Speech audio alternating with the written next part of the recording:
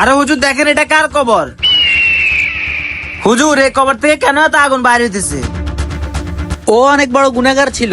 যেদিন থেকে ও মারা গেছে সেদিন থেকে আজ পর্যন্ত ওর কবর থেকে আগুন বের হইতেছে।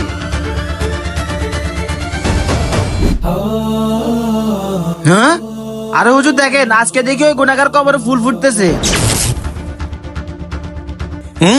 আরে আসলে এই কবর রহস্যটা কি? একদিন এই কবরে আগুন জ্বলতেছে, আরেকদিন এই কবরে ফুল ফুটতেছে।